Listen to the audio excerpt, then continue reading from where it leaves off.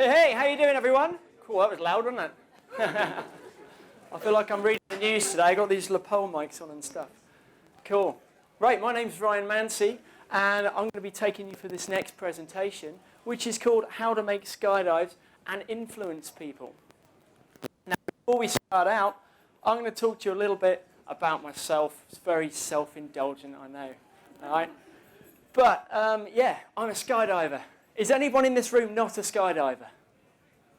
One over here? No way. Will you come out here? No, I'm kidding. You don't have to. You're in the right place. We need to influence this person, right? Cool. Yeah, I started skydiving back in 1996. So I've been doing it for 20 years now. I'm from the south coast of Devon, a little fishing town called Brixham. And, yeah, woo. And so, yeah, from Devon, I ended up going to Dunkeswell. Now, back then, Dunkeswell was run by the Royal Marines. So I went along, I did a static line course. I knew nothing about skydiving at all at that point. Other than I'd watched Point Break and thought, that looks kind of cool, right? So I went along, me and a friend, and we did a static line course and did the jump. And I'll be honest with you, it scared the crap out of me. I didn't know if I liked it or not at that point. But I found myself, every time I walked outside, I was looking at the sky, thinking, did that really happen? And what would it be like to do that again? So I had to come back and do some more. And found out I really do actually enjoy it. So since then, I've done over 7,500 skydives. I've been around the world skydiving. I'm a tandem instructor, AFF instructor, category system instructor, as well as a cameraman. I'm also now a BPA advanced instructor. I've been full-time teaching skydiving in the sport for the last 16 years, and I can think of nothing better to do. I absolutely love it. I want to carry on doing it till I'm a little wizened old man at 90 years old with long grey dreads still teaching AFF. That's the plan, all right? Now, when I think about the things that shape me as a skydiver and as an instructor, it's not actually just my skydiving background. So my intention here, I'm going to show you a few other things that I do. And my intention here is so that when we finish with this presentation, you guys can go away and have a think about the things that you do, that you can draw experiences and lessons from, which will further develop you as skydivers. So does anybody in here work in the sport already? One, two, there's a couple of you, cool. Does anybody here want to work in the sport or interested in maybe becoming a coach or an instructor or something like that? Excellent, quite a few of you. Well, hopefully this will help you on the road to doing just that. I'm also a musician. This is me ranting. Last year here at the Expo, I was in a band called the Pajama Missiles. Right? Think of that what you will. It consisted of me and a couple of friends down at Skydive Swansea. We put together a three-piece. We came along and performed last year for a bit of fun, and it was fun. It was great. Now, I've also done a degree in music, and I've been playing music for years. So it's taught me a lot about how to study and how to stand up in front of people. Usually I've got a guitar in my hand, but and also just, yeah, how to study and repetition. That's really important in learning anything, right? Especially in music, in skydiving, the importance of repetition. So I certainly have drawn a lot of lessons from being a musician to becoming an instructor. I'm also a paraglider. Does anyone here paraglide? Oh, we have got one. I was expecting hardly any hands. Awesome. If you don't paraglide, I highly recommend that you do at some point. Have a go at it. There's lots of links between paragliding and what we do as skydivers. I firmly believe if you learn to fly a paraglider, it will make you a better canopy pilot. Okay, they are different, but the fact that you're kind of closer to the ground a lot of the time, and it's just really good fun as well. I'm also a long-distance swimmer. That's taught me about being really cold, which is important if you're going to be skydiving in the UK, right? Pretty much most of the year, especially at the moment. But also about determination and, you know, just training and things like that, which is massively important as a skydiver. I'm also married. It's my delicious wife, Lucy, sat over there. And this is our son, Forrester. He's now 7 years old. He really wants to become a skydiver. And these guys have taught me lots and lots about people skills. So think about in your lives, your family, friends, all those people are teaching you massively useful skills with regards to people skills. If you're going to work in skydiving in this day and age, it's become a lot more commercial. So our people skills need to be polished and good for anyone that can walk through the door. Now, I'm not saying that that commercial thing is a bad thing, because it isn't at all. It opens the sport up to a lot of people that otherwise wouldn't be able to. For instance, tandem skydiving, I've taken people who are paraplegic before. I took an old dude who was 97 years old for a jump once. All right, now these people can't take part in solo skydiving, but they can. So it's made it more commercial, but that's a good thing. I'm going to talk to you a lot more about people skills a little bit later. I'm also a surfer, so is my wife and now my son. Surfing. Did anyone here surf? Yeah, there's a few of you, right? That's taught me a lot about how to deal with fear. Now, most of the time, there's nice little waves. You go out and play. That's great. Every now and again, you'll paddle out, and you guys will know this, right? You'll paddle out because it looks kind of, all right, maybe a little large from the beach. You get out there, and it's way overhead, and it's really heavy. And your heart's in your mouth, and you're like, oh, my God, what have I just paddled into here? All right? This is an enormous lesson with regards to dealing with fear. Now, think of it when you started skydiving. That's what it was all about. Being able to control yourself and focus in a high-stress situation. So I borrowed from that lots of lessons about that. Now that I'm aware of it and I've practiced it, I can influence my students with regards to that. More so an Ironman triathlete. Anyone here done a marathon or a triathlon or anything like that, or an Ironman? There's a few of you. Cool. Awesome.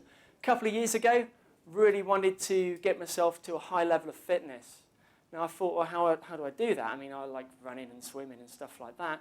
I could just do a bit more. And I thought, well, why don't I set myself a goal that's ridiculous?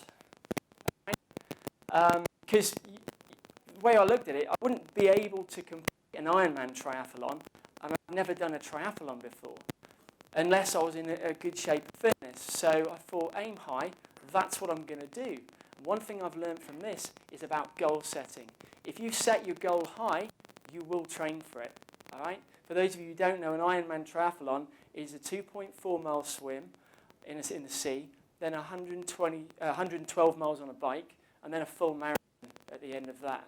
So that was me finishing off Ironman Tembe at 15 hours, 13 minutes. And I'm actually trying to smile at that point, but it's more like it's a bit of a grimace, really. But yeah, it's taught me all about goal setting, determination, and just when you think you haven't got any energy left in you, actually you have. If you ignore that feeling, just dig a bit deeper, there's always plenty of left in the fuel tank.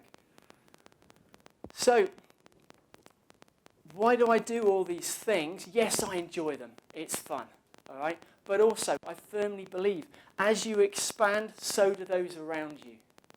All right? As you expand and develop yourself as a skydiver, or whatever it is that you're doing, you influence the people around you massively. You don't even realize that you're doing it, but it's happening.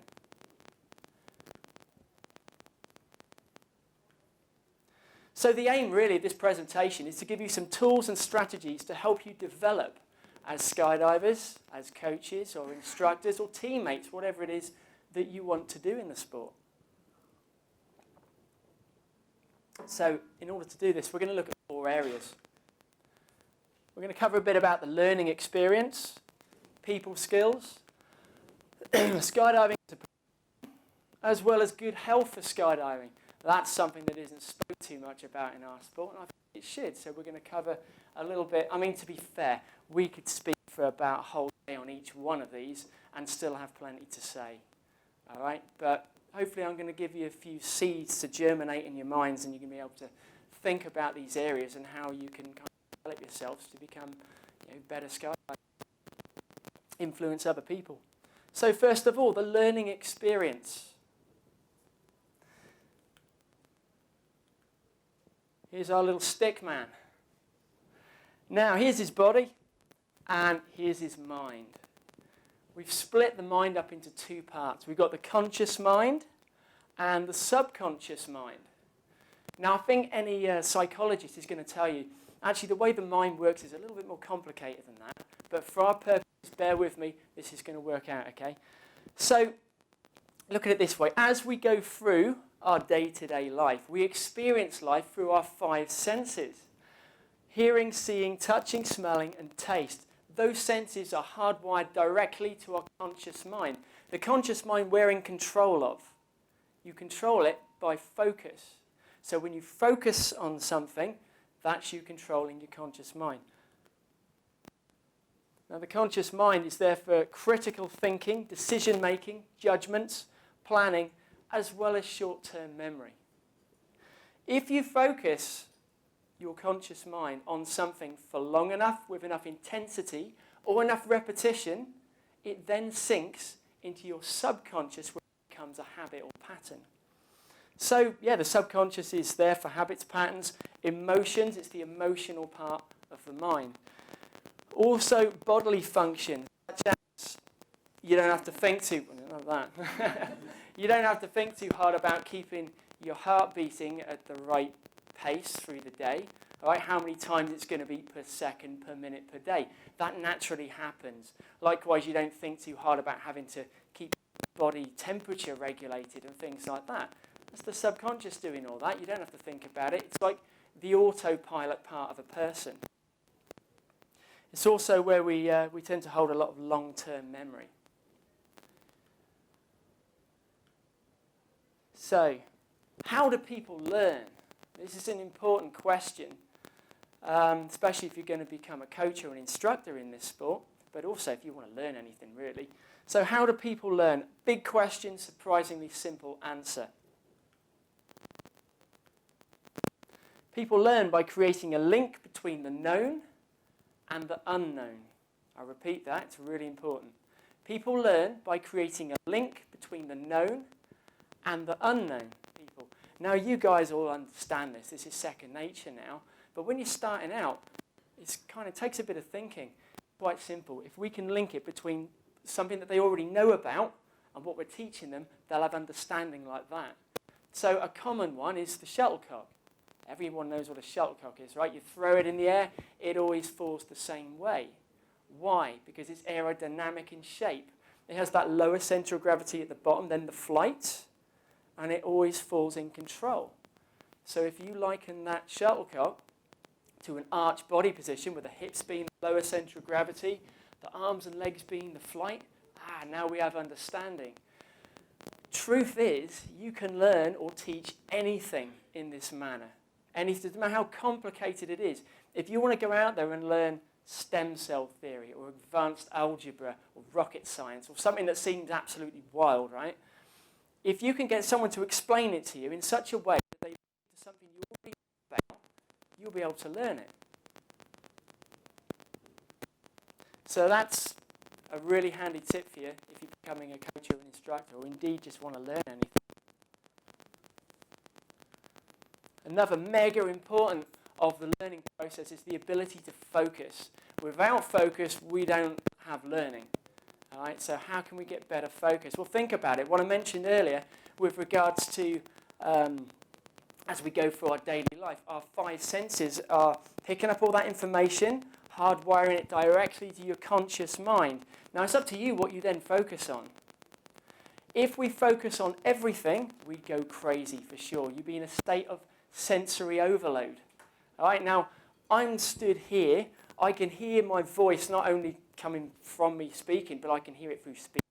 I can see these lights. I can see there's a flag fluttering out there. I've got this. I'm fully aware of you lot there.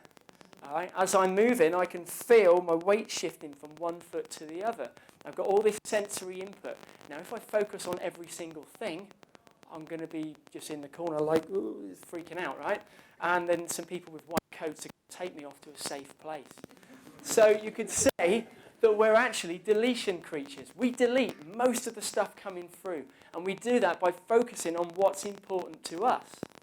So, have a go at this. Right. What's your name? Chris. I'm picking on Chris. do me a favour, Chris. Can you read that, please? I put a picture here backwards. Just,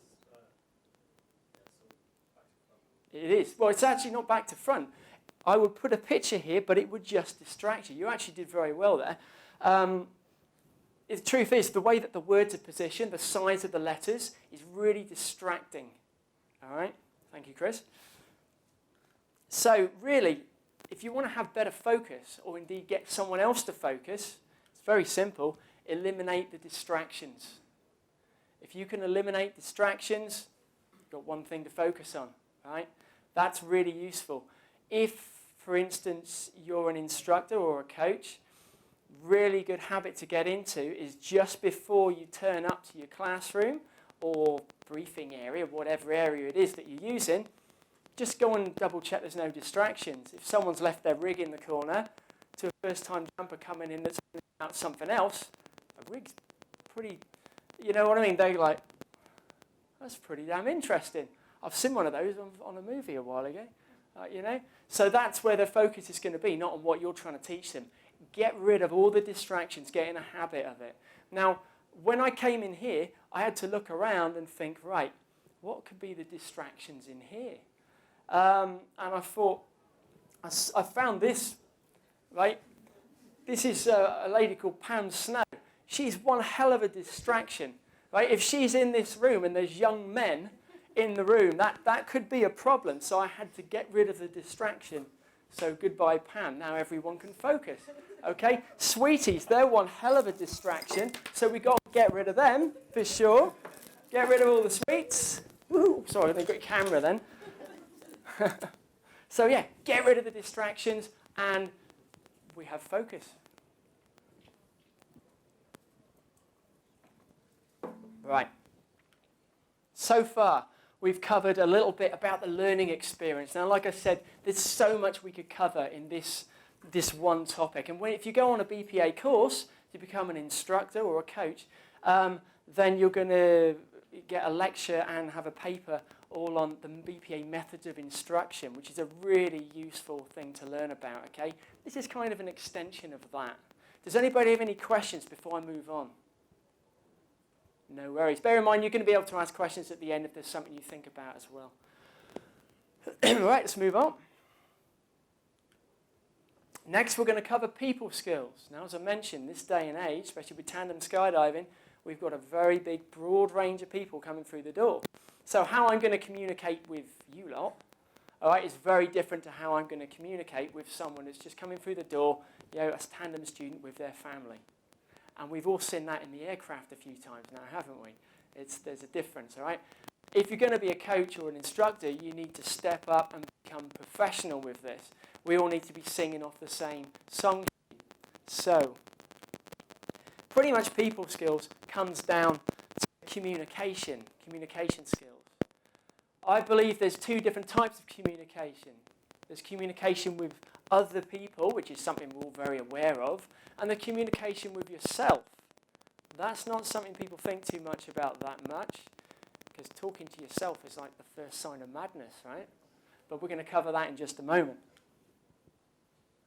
So, communication with others. Now think of this. Have you ever met someone for the first time, just been introduced with them?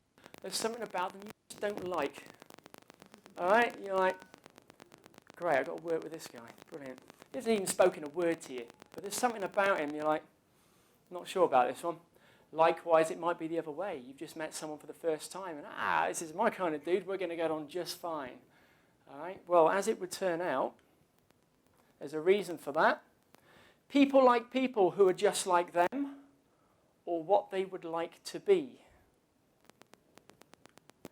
People like people who are just like them, or what they would like to be. I always wanted to be a pirate.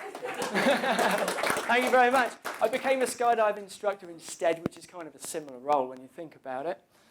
But as it would turn out, everything from muscle tension, posture, tone of voice, as well as speed of voice and timbre of voice, lots of things to do with the voice.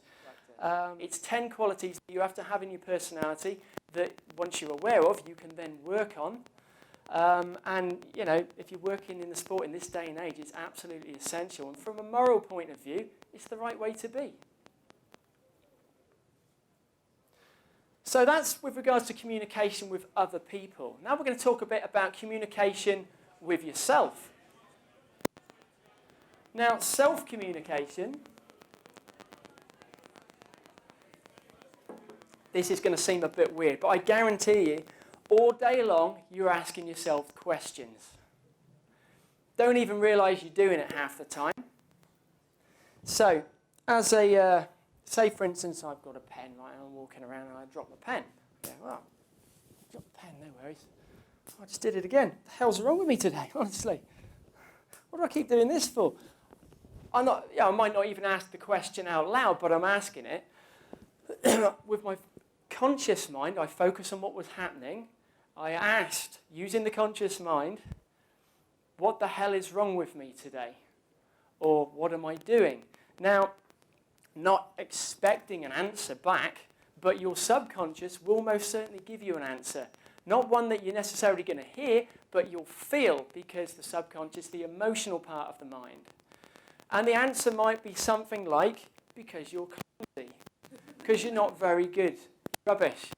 You know, all right, that might be a bit harsh about dropping a pen, but you can see where I'm going with this. All day long, you're asking yourself questions, and you can see how people will have a bad day without really knowing why. We've all experienced that before. Chances are you're probably just asking yourself the wrong questions. So,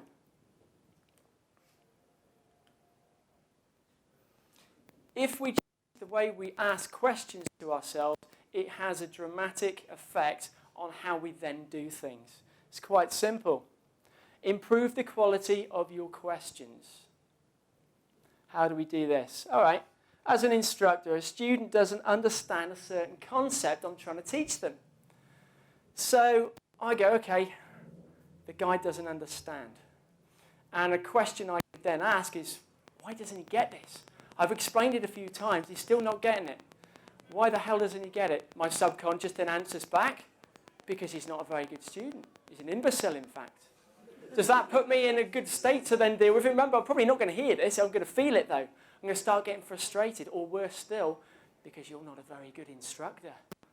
In fact, those other instructors, they're far more experienced. They could cope with this, but you can't. All right? And you start getting really frustrated and angry with yourself. And you're not in a good state to then carry on dealing with things.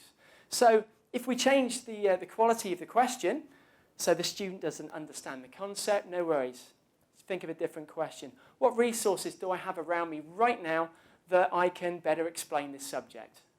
Or, what does this person already know that I can create a link between the known and the unknown? All I've done is change the quality of the question. I then get a different feeling, a different answer. And then it feels a bit false at first when you start trying it, because, you know, straight away you're in a pattern of asking the question to begin with. But when you think about it and then change a question, if you do it repeatedly, it goes into your subconscious and it becomes pattern. Once it becomes pattern, you don't even know you're doing it anymore, and you're getting better results. This is a big game changer, guaranteed. I highly recommend that you try it. All right? Here's one. Who's ever made a mistake before? Oh, come on. Yeah, everyone makes mistakes, right? He's made more mistakes. He had 2 of his hands up. Right, yeah, everyone makes mistakes. There's a reason for that. Because you're a human being. I'm not suggesting that we should stop caring about things because mistakes don't matter. They most certainly do matter. Especially in our sport, people's lives could be at risk. All right? However, how you then communicate with yourself once you've made a mistake has a massive influence on how you're feeling and then how you deal with things. So, you've made a mistake, you ask yourself the question, why the hell does this always happen to me? You know, why did I do that? And you start getting bad, spiraling negative thoughts, and you feel terrible and you can't deal with things. Or you change the quality of the question. I've made a mistake. Okay, what things do I have around me that I can put this right now? Or if I can't put it right, what system could I put in place so this doesn't happen again? Now all of a sudden that mistake has made you a stronger, more informed person. All right? You wouldn't make that mistake again. The truth is, there's no sin in making a mistake. That's human nature. Where the sin lies is in repeating the mistake again and again. And through self-communication, you can nip that in the bud. Remember, mistakes do indeed achieve things. All right? They achieve results. It's up to you what you do with those results that count. So we spoke a little bit about communication. Before we move on, does anyone have any questions? No worries, you're all happy talking to yourselves now then. Right, next, I'm going to talk about skydiving as a profession.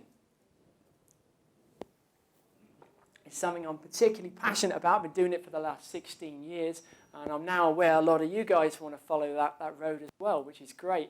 I can think of no better way of earning a living than doing what you love to do. Got some tips for you, though. Don't focus on the money. Right, if you start focusing on the money, it doesn't become a passion anymore, it becomes a job. I've seen people leave this fantastic sport because of that on more than one occasion. All right, the tandem instructor is on another taxi ride. Yeah, the instructor that's leaning up against the manifest, reading the board at the end of the day. Why has he done 2 more jumps than me today? Whinge, whinge, whinge. That means he's earned more money for me. This is outrageous. And they start complaining. What happens is it creates an all-time low in morale on the drop zone amongst all the staff. It then influences everyone else. And I've actually seen on more than one occasion people leaving jobs because of this.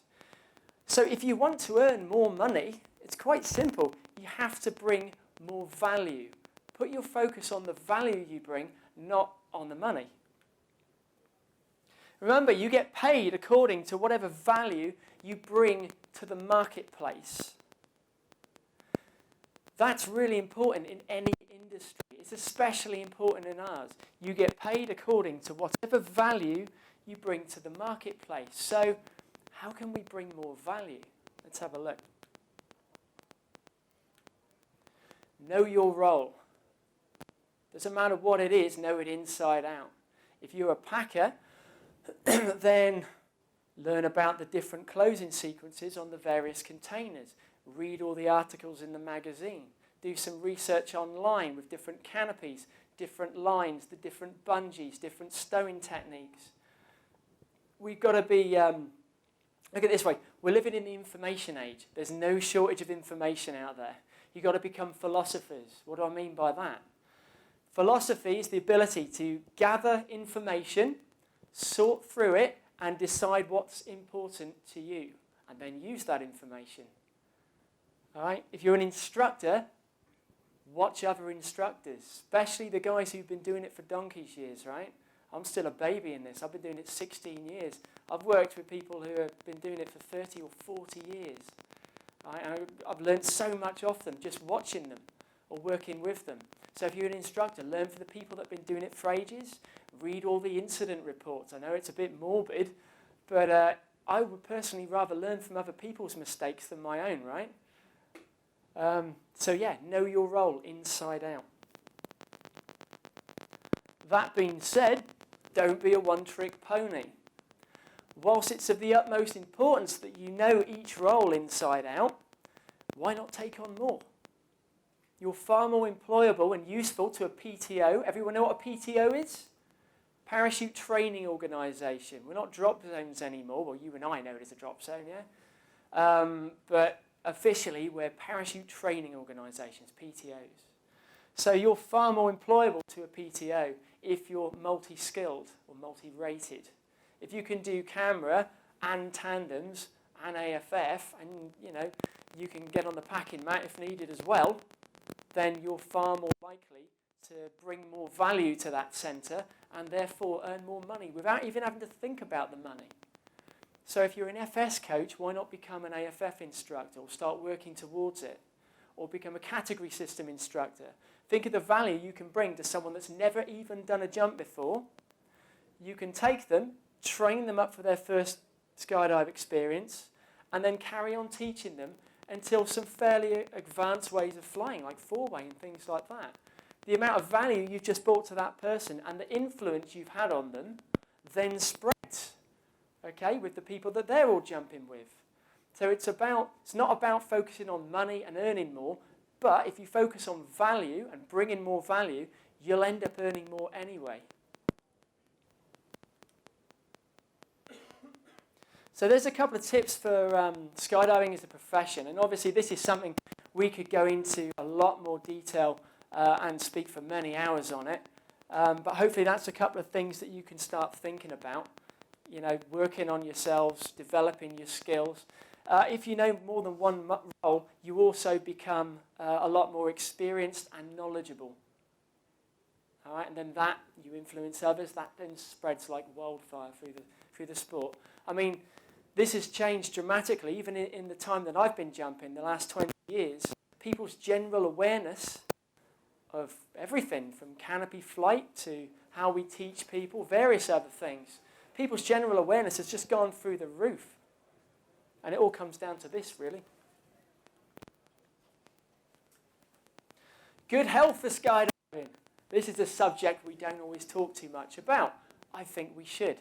I could get in a bit of trouble for this one, causing a bit of controversy amongst the ranks. Right. Look at it this way. If you want to become a lifeguard, like a beach lifeguard or a swimming pool lifeguard, is there a fitness test and a level of fitness that you have to keep up for the job? Yes, there is. Why? Because it's a physically demanding job, and if you're not able to do the job, then someone's life could be at risk or someone could get hurt. Yeah? You need to be on it. You need to be fit. Fitter people, not all, but most, they tend to be a bit more sharper and on the ball as well, right? If you want to become in the armed services or the police force or the fire brigade, many other public services, is there a fitness test? Yes, for the same reasons.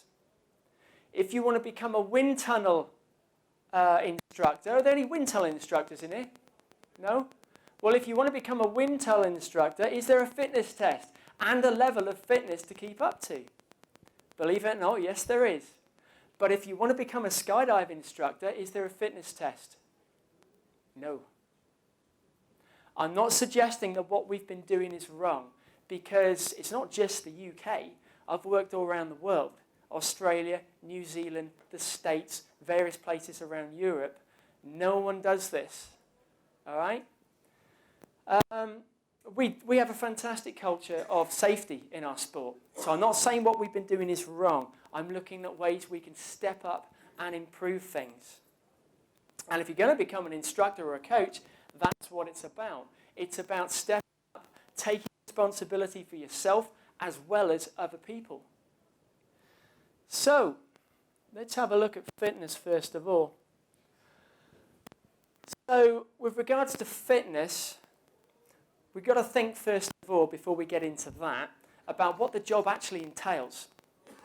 For starters, we've got really long working hours. People don't often think of that. You get in the summer months, we get to the drop zone and we get there for about 7 or 8, right? We start working, setting things up, and we'll work all the way up until sunset load, most of the time without a break. Unless there's a weather hole, then we got a lunch break, right? But other than that, you just crack on. So we got no break. We're working up until, 9:30, maybe slightly later in the heart of summer. Then are we finished? No. Then we land off the sunset load. We've got students to debrief, logbooks to fill out, packing to do, video editing to do. Then we put the drop zone to bed and lock everything up, put the telemeters back in the packing shed, all that sort of business. Then we light the fire pit and then repeat. All right, we've got massively long hours with very little breaks, and it's everywhere in the world. I can assure you, it's not just the UK. So physically, what the job entails, especially if you're a tandem instructor, think of it this way: you've got mega heavy kit on your back. All right, you've got toggle pressure on some canopies that's incredible. I'm reasonably strong. I'm not like a bodybuilder or anything, but I'm quite strong. I'm actually saving my arms for the flare if I've got a big student with some canopies. All right, it's that tough. Not only that, if you're a cameraman, you've got cameras. Some are really heavy. All right, we've got little GoPros and stuff nowadays, but actually some people still jump with heavy cameras. You think about a hard opening, what your body goes through on a hard opening, but you're so lost in the moment you don't really think about it. All right, we beast ourselves skydiving and don't even realise it half the time because we love it so much we get lost in the moment. All right, if we train these 4 areas, there's many areas we could train, but I picked these 4 because that kind of is good overall. We can do this, I mean, you don't have to, and you can still do the job, but if you train these 4 areas, it's going to improve what you're doing, as well as you're going to be able to do this long term. Cardio, stamina, strength, as well as flexibility. You don't need to start doing Ironman triathlons or ultramarathons or beasting yourself in the gym for 5 hours a day. You can if you want. Some people find it kind of fun, all right? But if you start regularly doing, walk to work instead of drive, start cycling, start some sport, whatever it is. All right? Do some hill walking, do some swimming, maybe some stretching or some yoga. That covers all those areas. And it's about getting into a habit of it. Once you do it as a habit, it gets into your subconscious and it takes over. It becomes a must. You do it all the time. And you perform better, not just in skydiving, in day-to-day life. And the other thing is, you start influencing the people around you without even knowing it. I'll explain more about that in a minute. So health and fitness are 2 separate areas, really. That's the fitness side of it. Health, well, that comes down really to nutrition and hydration. So, I put my hand up here. For many years, I ate absolute crap, like that's on the screen, right? Jumping all day long. You run off in between loads, grab whatever you can from the canteen, munch it down whilst you're doing a pack job or something, and then you're on the next load. Right? And you have enough energy to keep going through the day because you keep doing that. But the truth is, this sort of food, if you grab like a Snickers bar and a can of Red Bull, Snickers bars, I used to think they were kind of healthy because they got nuts in, right? And Red Bull, that's got caffeine. That's going to keep you focused. But the truth is, it doesn't balance your blood sugar levels and it doesn't give you ongoing energy. That's why you have these big peaks and crashes through the day. So, I'm not suggesting we have a smorgasbord of fruit and vegetables out in the packing room. If you want to arrange it, I'll eat it. But if you start bringing with you like small nutritious snacks to eat through the day and keep a bottle of water or some fruit juice with you somewhere near where you work, not over the other side of the airfield, because then you've got to go and get it. It's got to be like a pattern. So it's by your rig bag. You can eat something just before the next load. Ongoing energy through the day. By the way, caffeine is great in moderation because it's a stimulant. It will keep you focused for a time. But if you drink it all day long, it's just going to dehydrate you. So make sure there's lots of water there as well. It's quite simple. If you can't balance your blood sugar levels, you can't focus on what you're doing to your optimum. You can't perform at your best. I don't care how strong you are or long you've been doing this or how knowledgeable you are, it's biology really. So by eating, I'm not suggesting we have that, but if you have fruits, nuts, breads, pastas, quality meats, rice, that sort of thing, somewhere near your bag, your jumping bag, throughout the day it's going to give you ongoing energy. Now, this is what I do now, I never used to, and I've found just through experimenting that I don't get tired at the end of the day anymore. All right? Used to partway through the day's jumping, you're being run ragged and you're like, starting to crash. But because it's constant and ongoing energy, you don't get tired anymore. You've got loads of energy and I can focus better on what I'm doing. Funny thing is, when I first started doing this and bringing up like salads and avocados and stuff, people used to take the mick out of me. Mancey, what the hell are you eating that rabbit food for? You know, whilst they're tucking into the bacon sandwich or whatever. And the funny thing is, a couple of weeks later, they're doing the same thing. All right? I have no intention of influencing them, but it happens. That's what happens. Stuff other people notice, and it influences them. And that's kind of at the heart of this presentation, what I'm talking about. By the way, if you have a massive, healthy breakfast, that's great, but it doesn't mean you need to not eat until the end of the day. The problem is, if you eat loads of food, what happens is, one of the biggest expanses of energy that your body has is digestion. So you eat loads of food, then you feel really tired. All right? So if you eat little and often, it gives you ongoing energy and makes you way sharper through the day. You know, at Christmas time, right? You have loads to eat, more than you usually do, and then you sit there watching the telly, watching Jaws or Harry Potter or something, and then everyone starts falling asleep. It's exactly what happens. Little and often through the day, and you keep yourself a lot sharper. Oh, here we go. Party time is here again. I can't believe I'm at a BPA Expo giving you guys a lecture about partying too hard. All right? Oh!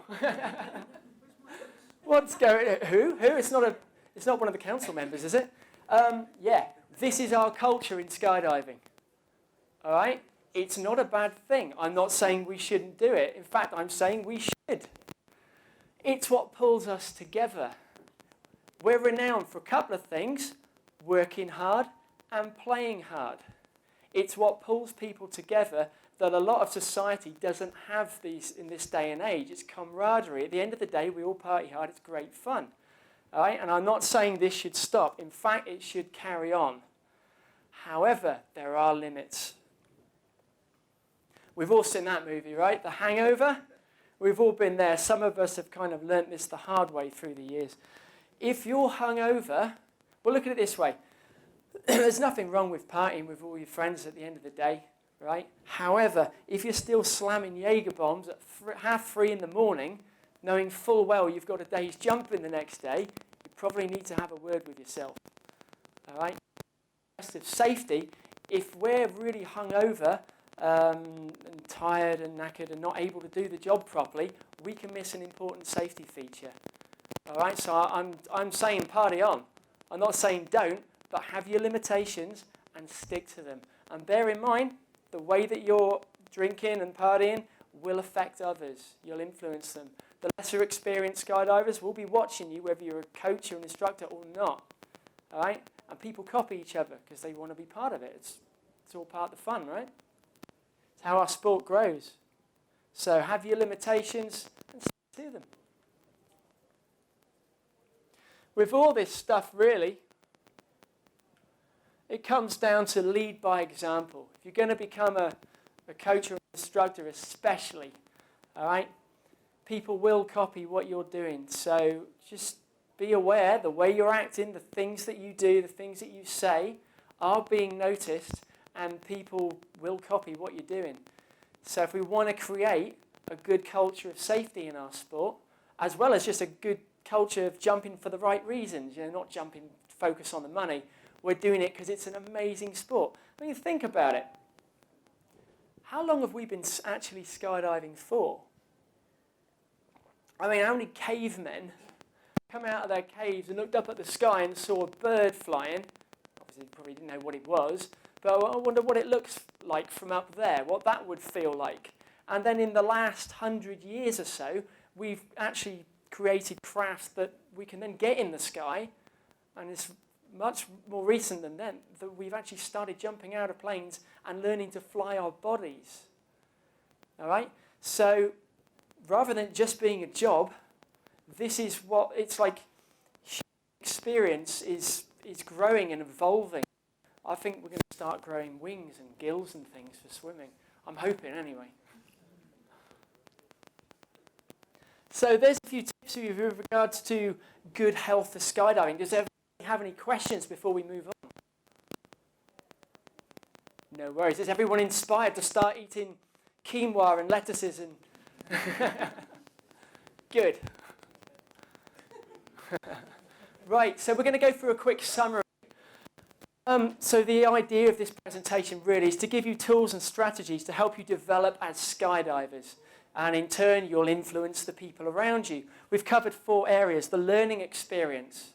So take from that, how people actually learn in the first place by creating a link between what's known and what's unknown. And also the importance of focus and how we can achieve focus by eliminating the distractions. People skills, the importance of good people skills in the sport, especially in this day and age. And how you can better communicate with people using rapport as a tool. And also by asking yourself the right questions to get better results out of yourself. Skydiving as a profession. Don't focus on the money being the biggest one there. Focus on bringing more value to the people around you, your students, your teammates, your co-workers, the people around you, right? And also, taking on more roles. Fulfilling each role the best that you can. And if you want to work in the sport, why not take on extra roles? Bring more value to the centre.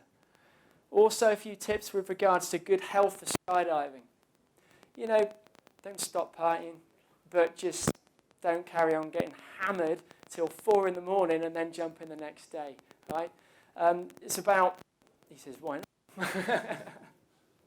It's about, stepping up, taking responsibility, and influencing and inspiring others.